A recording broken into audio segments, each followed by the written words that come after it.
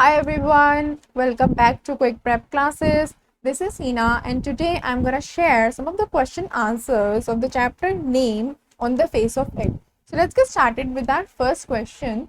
Let me share you before jumping in the video that these questions are very important and must do. So make sure listen it carefully, right? So yeah, let's get started with our first question. I'm not fond of curtains shutting things out, says Mr. Lamb. Mr Lamb ने क्या कहा कि मुझे curtains पसंद ही नहीं है, ठीक है. What does this reveal about his personality. तो हमें इस लाइन पढ़ के क्या पता लगता है उनकी पर्सनैलिटी के बारे में. Let's see. He did not allow his physical disability to crush his openness and large-heartedness. He kept his house and heart open for people. He kept the gate of his garden open and anybody could enter it. He did not believe in shutting things out or disconnecting himself for the people.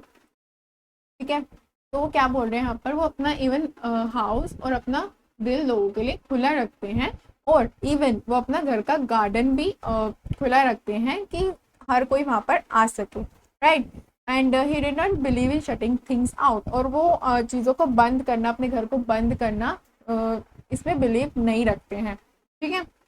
Next question. Do you think all this will change Derry's attitude towards Mr. Lamb? तुम्हें क्या लगता है ये जो dairy है उसका जो attitude है वो मिस्टर लैम की वजह से चेंज हो सकता है. Let's see. Derry's burn face was the only reason of his embarrassment. Derry का जो बर्न फेस है, मतलब जो जला हुआ फेस है, वो ही उसका एक रीजन है एम्बैरेसमेंट का. Although people sympathize with him, although जो लोग हैं उसे दिलासा देने की कोशिश करते हैं, but he never appreciated their sympathy. पर जो डेरी है वो कभी भी उनको अप्रिशिएट नहीं करता है और उसका रिजल्ट है वो क्या हो गया है, वो पेसिमिस्टिक अप्रोच की तरफ बढ़ रहा है. पेसिमिस्टिक मतलब negative. On the contrary, Mr. Lamb showed his affection towards him. He welcomed him in his garden and helped the boy to love and live life happily without the inferiority. तो mister Lamb ने क्या करा, उसकी तरफ एक हाथ बढ़ाया और उसे कहाँ बुलाया, गार्डन में बुलाया, उसकी हेल्प करने के लिए और उसे बताने के लिए कि अपनी जो लाइफ है वो हैप्पीली जीनी चाहिए विदाउट इन्फीरियोरिटी, राइट. इन्फीरियोरिटी का मतलब होता है जो अपने आप से मतलब नफरत करते हैं या अपने आप जो अपनी पर्सनैलिटी को अच्छा नहीं मानते हैं, right. So next question is what is the significance of dairies word. जो डेरीज के वर्ड्स हैं उसकी सिग्निफिकेंस क्या है. सिग्निफिकेंस का मतलब क्या होता है, importance, right. I thought it was an empty house. उसने क्या बोला, मुझे लगा कि ये खाली घर है. तो ये जो क्वेश्चन है ये बहुत ही ज़्यादा इम्पॉर्टेंट है बिकॉज ये 4 मार्क्स का आ जाता है कभी कभार पेपर में, राइट. सो आपको ये क्वेश्चन तो ज़रूरी ही करना है, ये मस्ट डू क्वेश्चन है, ठीक है. Let's see it's answer.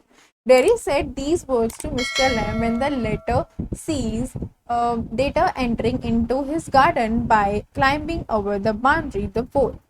Dairy ने ये बात जब कही थी जब वो बाउंड्री की वॉल की बाउंड्री है उसके ऊपर चढ़ के नीचे उतरने वाला था.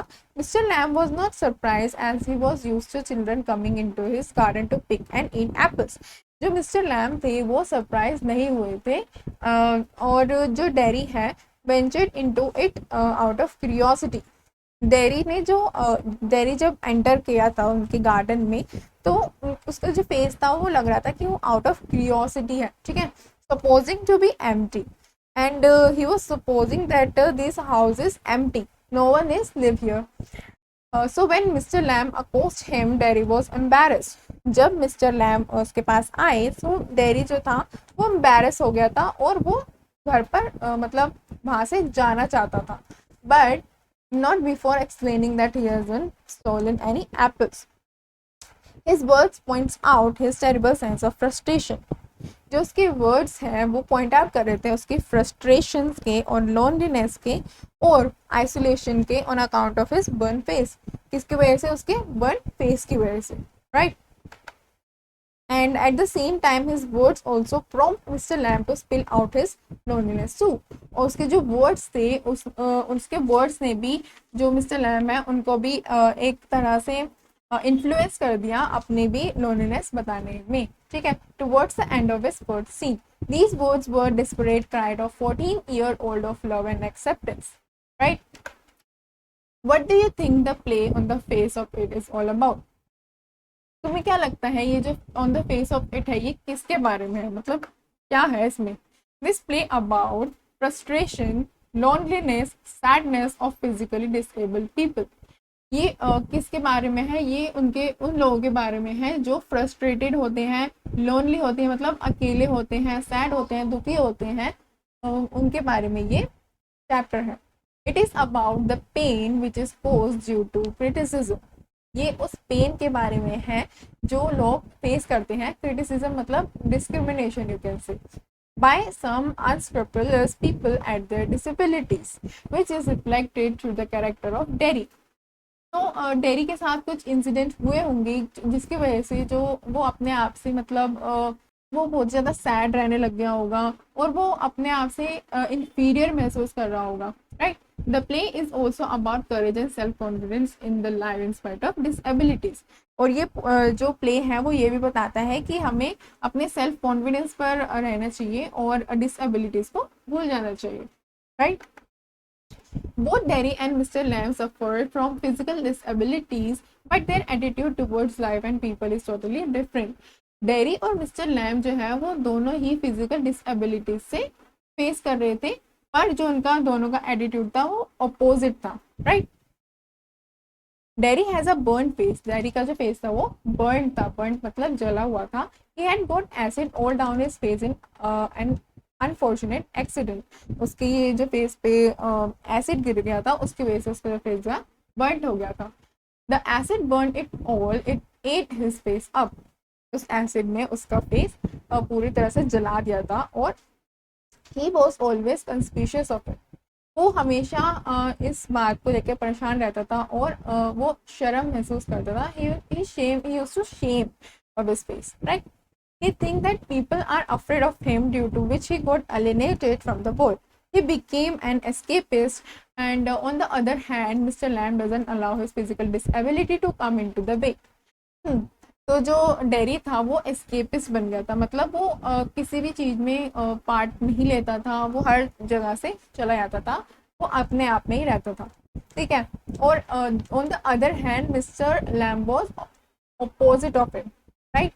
तो जो मिस्टर लैम्ब थे वो क्या करते थे, अपनी फिजिकल डिसेबिलिटीज को अपने वे पे नहीं आने देते थे.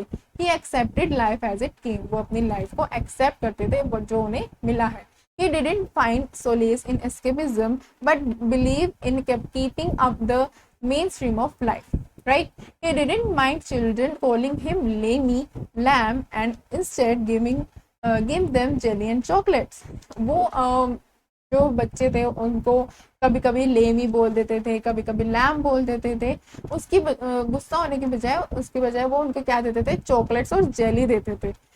Derry is defiant and withdrawn. He doesn't trust people and think that no one except his mother loves him. जो डेरी था वो क्या करता था, वो पीपल को इग्नोर करता था, उनको ट्रस्ट नहीं करता था, एक्सेप्ट हिज मदर जो उनको प्यार करती थी, right. So our next question is, why does Derry's mother not want to him to go back to visit Mr. Lamb? Dairy की जो मदर थी वो नहीं चाहती थी कि जो डेरी है वो मिस्टर लैम के पास जाए, because she did not want her child Derry to wander around and get influence by others. Because वो नहीं चाहती थी कि जो उनका बच्चा है वो दूसरों से इन्फ्लुएंस हो जाए और कुछ जो है उसके ऊपर हंसे भी, right. She wanted him to think it out on his own. वो चाहती थी कि वो अपने बारे में सोचे. She is selfish and realises that Mr. Lamb has played a more important role in Derry's life. वो काइंड जो उसकी मदर थी वो काइंड ऑफ सेल्फिश थी. उन्होंने रियलाइज करा कि जो मिस्टर लैम्ब है वो डेरी की लाइफ में ज़्यादा रोल प्ले कर रहे हैं, ठीक है. Next question, how does Mr Lamb react when Derry enter his garden? Mr Lamb ने कैसा रिएक्ट करा जब डेरी गार्डन में आया. Derry enters Mr Lamb garden by climbing over the wall.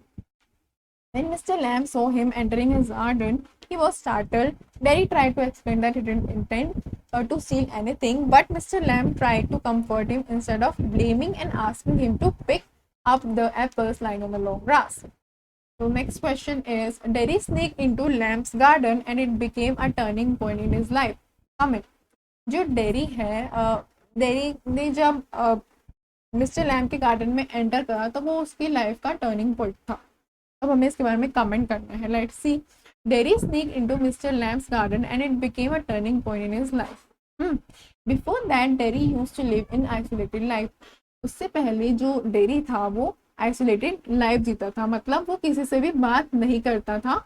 He did not like meeting people और socialising. वो लोगों से मिलना पसंद नहीं करता था. The reason was his burn face seeing which people often get terrified. उसके पीछे रीजन क्या था कि जब भी पीपल्स के फेस को देखते थे वो टेरिफाइड मतलब डर जाते थे. Meeting Mr Lamb brought a change in his life. Mr Lamb के मिलने के बाद उसकी लाइफ में एक चेंज आया, उन्होंने एक चेंज ला दिया. His attitude towards life was completely change. उसका जो एटीट्यूड था अपनी लाइफ को लेकर वो पूरी तरह चेंज हो गया था. Mr Lamb gave him confidence and supported him morally as he was physically impaired. Like Mr Lamb ने उसे कॉन्फिडेंस दिया और सपोर्ट करा, उसको मॉरली सपोर्ट दिया as because he was physically impaired like him. What is common between Derry and Mr Lamb. Derry और Mr Lamb के बीच में क्या कॉमन है. Derry was a boy whose face was burned because of acid. As we already know that Derry was a boy जिसका face जो था वो burned था acid की वजह से. Mr. Lamb was an old man who had a tin leg because his leg was blown up by a bomb in the war. तो जो मिस्टर लैम थे वो एक बूढ़े आदमी थे जिनका जो लेग था वो हाफ था, मतलब टूटा हुआ था, because his leg was blown off by a bomb in the war. जो कि वॉर के दौरान उनका जो पैर था उन्होंने अपना पैर खो दिया था. The common thing in both of them was that they both were physically impaired but their attitude towards life was very much opposite. उनके बीच में जो एक कॉमन थिंग थी, कॉमन बात थी, जो वो बहुत ही, वो दोनों ही फिजिकली इम्पेयर्ड थे, बट जो उनका एटीट्यूड था उनकी लाइफ को लेकर पूरा ही अपोजिट था. So yeah, that was it for this video. I hope this video will be informative for you. If you have any query, then do ask in the comment section below. I hope this question will help you in your exam. Thank you so much. Have a nice day.